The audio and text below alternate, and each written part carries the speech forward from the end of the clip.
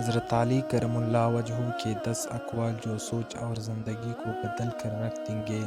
اگر آپ لوگ بھی اپنا زندگی اور سوچ بدلنا چاہتے ہو تو ہمارے ویڈیو آخر تک دیکھیے۔ بسم اللہ الرحمن الرحیم۔ جناب علی رضی اللہ تعالیٰ عنہ نے فرمایا، عقل 2 طرح کی ہوتی ہے، ایک عقل طبعی اور دوسری عقل سماعی۔ انسان عقل سماعی سے کوئی فائدہ حاصل نہیں کر پاتا اگر اس کے پاس عقل طبعی نہ ہو۔ یہ بالکل ایسے ہے جیسے اگر آنکھ کی بینائی نہ ہو تو سورج کی روشنی بیکار ہے۔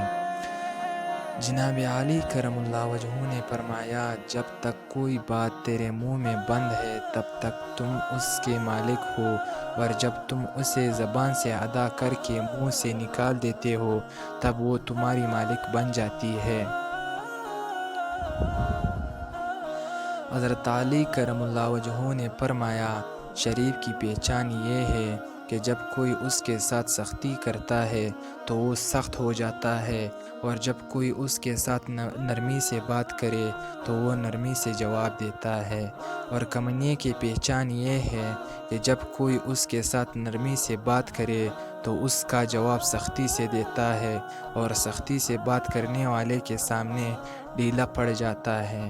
بقول ڈاکٹر اقبال، ہو ہلکا یاران تو ریشم کی طرح، نرم بزم حق و باطل ہو تو فولاد ہے مومن۔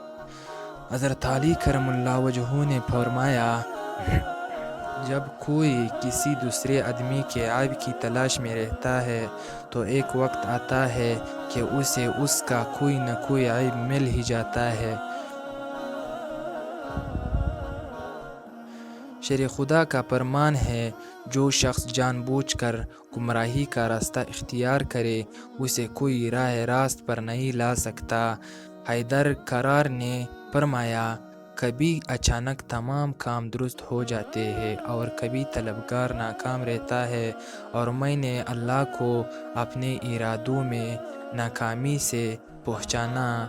خیبر شکن حضرت علی کرم اللہ کا فرمان ہے، جب کسی شخص کا علم اس کی عقل سے زیادہ ہو جاتا ہے تو وہ علم اس کے لیے وبال بن جاتا ہے۔ علم کے شہر کے دروازے سے اعلان ہوا، صدق یقین کے ساتھ سوائے رہنا اس نماز سے کہیں بہتر ہے جس کے پڑھنے میں یقین شامل نہ ہو۔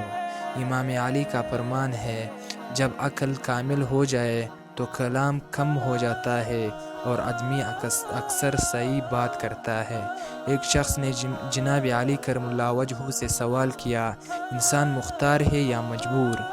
آپ نے جواب دیا، اپنی ایک ٹانگ اٹھاؤ۔ اس شخص نے اپنی ٹانگ اٹھائی، تب آپ نے کہا، اب دوسری بھی اٹھاؤ۔ وہ بولا، میں اس سے مجبور ہوں۔ تو آپ نے فرمایا، یہی مثال مختار ہے، مجبور کی ہے۔